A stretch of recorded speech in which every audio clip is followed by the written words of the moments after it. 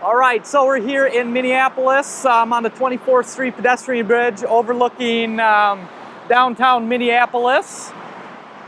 And what we're going to try to do today, I'm not sure how good the audio is here. There's a lot of traffic, but I'm here because I'm going to test out the new Manfrotto Befree carbon fiber tripod. So basically this has been regarded as one of the best travel tripods, lightweight compact tripods on the market. But one of the drawbacks that a lot of critics kind of have for it is possible stability issues. So I wanted to put it to the test here. We got it set up. I'm going to try a time-lapse video of all the traffic kind of coming to and from downtown Minneapolis here. Maybe we got some nice clouds that hopefully we can capture a lot of that movement in the time-lapse. And basically, to get a time-lapse, what we got to do is we're going to have to take a steady stream of shots, different exposures, basically a new exposure every second for roughly about 10 minutes. So over the course of 10 minutes, we're going to see if we have enough stability, if the shot stays steady, and we can get a good time-lapse. So that's basically how I'm going to test out whether or not this is going to be a good tripod for stability and traveling and everything like that. So again, hopefully you can hear this all right. I'm going to fiddle around a little bit, get my settings right. And I've got the TriggerTrap, which if you haven't seen this before, it's a handy little tool that'll plug right into your smartphone. And it basically works as an intervalometer. So we'll plug in the settings that we need, and we'll let the intervalometer, the TriggerTrap app, do the rest. So let's see what we can come up with.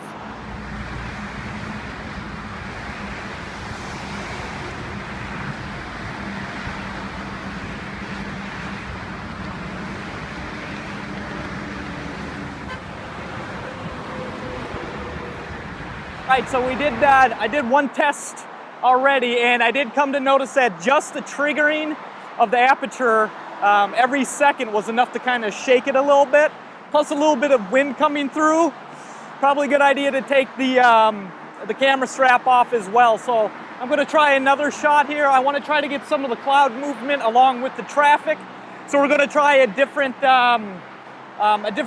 setting, and we're going to take a shot every 2 seconds and to see how that looks. So for that one, the settings are for a 12-second clip at 24 frames per second.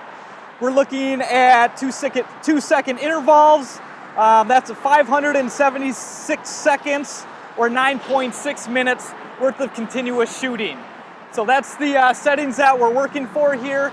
The TriggerTrap itself tends to be working pretty well, but again, I'm a little concerned with the amount of movement that just the shutter alone moves the whole camera unit a little bit. So we're going to try it again. Obviously, I won't know what I have until I get back home, get into post, and kind of put these things together. So that's why I'm doing a series of different time lapses to kind of see, compare them all in the end, and to see if I can get a fluid time lapse. Now, again, it may be the shortcoming of this tripod. So that's what we're kind of out here to check out, to see if we can do long exposure with the Befree. So I'm going to try again here.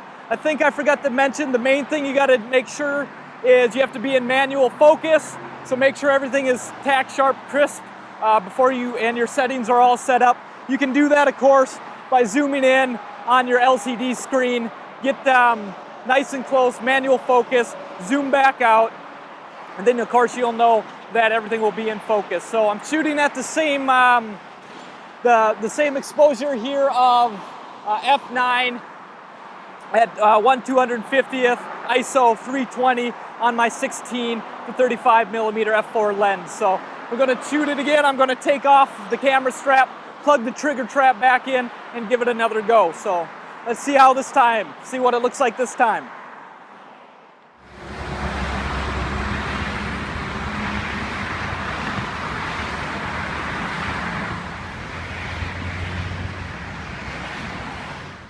All right, so I just got done with a couple different time-lapse shoots. So I did notice right away that with the cars going underneath, there was a little bit of wind up here. The camera did shake a little bit. Now, being I was shooting at a shutter of 1/400th of a second, I don't think it'll make much difference for the time-lapse that I'm doing here. But in general, if you're shooting in windy conditions, or if you're trying to get star trails, or shooting in water or things like that, obviously stability will still likely be an issue with the Befree carbon fiber tripod here. So again, it's compact, it's lightweight, and it's not exactly marketed as a very sturdy tripod, but more for travel and compact needs. So keep that in mind if you are in the market for this, that it's not going to be great for every situation. You just got to make adjustments as you go, you know, as you're in the field and things like that. So I'm going to head back to the studio and we're going to put this video together, so stay tuned.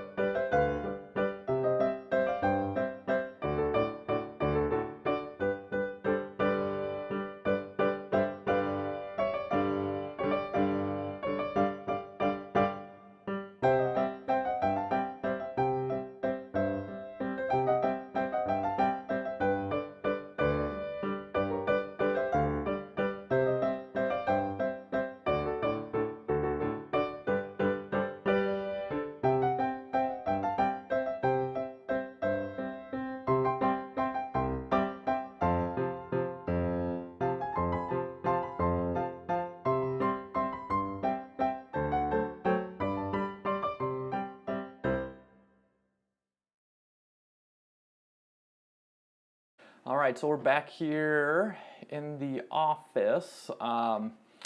So yeah, as you saw, you just saw the video here that I put together of the different time-lapse clips. The main thing to remember is the first one was shot at about 1 second, and you could honestly see a lot of the stability issues in the camera shake and how it affected the overall time-lapse. The second clip was 2-second intervals. It did look a little bit better, but there were still some stability issues. So a lot of it has to do with the tripod that you use. If I had a bigger, thicker tripod, odds are I could have minimized a lot of that camera shake.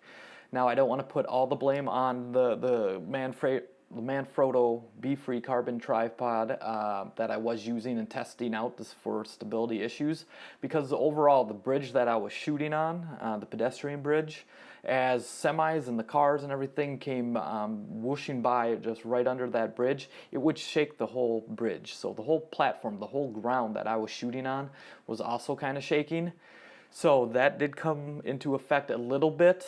As you can tell in the 2-second clip, it wasn't as noticeable, which leads me to believe that with the first clip, the 1-second intervals, one of the big issues as well that I noticed was, well, one, I had a camera strap on, which you should normally probably keep that off, because with time-lapse and any long exposure photography, stability is key.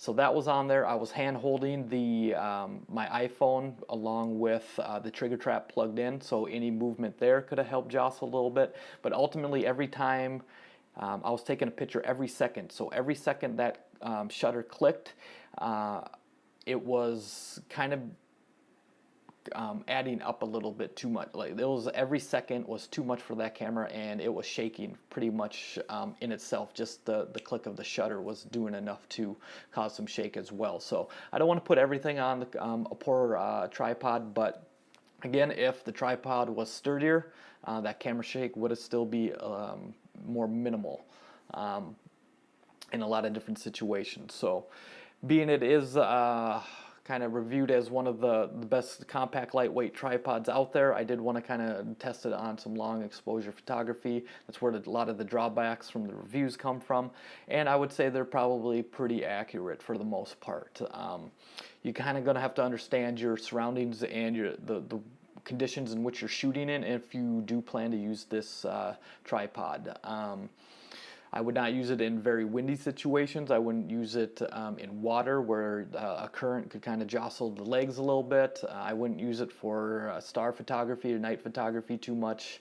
Anytime that you're going to need more than like a couple seconds of exposure time. Time lapse, it obviously doesn't work. If I needed to take one frame here or there, odds are it'd be just fine in some of these situations, but the fact that it continually had to keep shooting a frame every second or every couple seconds, it just couldn't handle that amount of shutter release and camera shake and everything like that.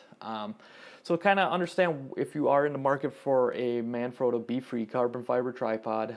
I imagine the aluminum probably isn't too much better either. This comes in at 2.4 pounds. I think the aluminum one is a little over 3 pounds. But I personally got it because I do a lot of traveling, and it is compact, it is lightweight, and in specific situations you can use it. So hopefully I'll get some more experience with it and test it out a little bit more in detail when I go to Croatia here in the end of September. But for now, I'm not ruling it out completely. I'm hoping that I can use it for travel purposes at the very least. So, but yeah, if you are using it, keep in mind all your camera settings and everything, and just be a little bit more aware when taking your photos.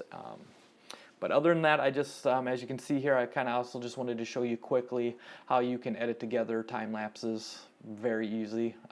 It's not a lot of work. As you can see here, I have everything loaded into Lightroom already, all my frames. I'm going to go ahead and assume you know how to get images into Lightroom here. But basically, what's nice, because you can shoot time lapses with your iPhone or different apps and things like that. And the TriggerTrap, there's this other thing I think called the Syrup Genie. So there's lots of different ways out there to get good time-lapse photo. But what I like the fact is if you're in an iPhone or something like that, you don't really got much control over your settings. For example here, I can edit all these photos and get them to look edited. Edit them the way you like them, and then have the time-lapse completely edited. And I'll kind of show you how to do that really quick. I'm going to have to move me here a little bit, I think, so you can kind of see.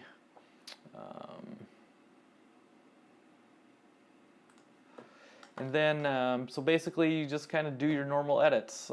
I'm not going to go through too much here because it takes a lot of time. I'm just going to pop on a quick preset quick here, and you can kind of see that there, it's edited. And then you can go select all, go up your settings, sync your settings, and synchronize them. And it will synchronize all the images together. And once it does that, it's as simple as exporting them. I'm just going to do, I guess, low res here. I'm going to put them into a separate folder here that I'm going to name time lapse. I think I spelled time wrong. Having all kinds of troubles today. All right, so time lapse, and we're going to put them in there. Choose. So now it's going to export all those 148 files over there, and they are JPEGs. So once they do get exported, and this can obviously take a little while if you're exporting 148 images, so then basically what you do is you come over here and you go into iMovie, create a new, as you see I already got the video made, but new movie, and then you basically just import the files into here. As you see, I've kind of already done that. This is overall all my files and everything like that for the time-lapse. But basically you just grab the time-lapse files or the images, select, and move them, drag them down into here.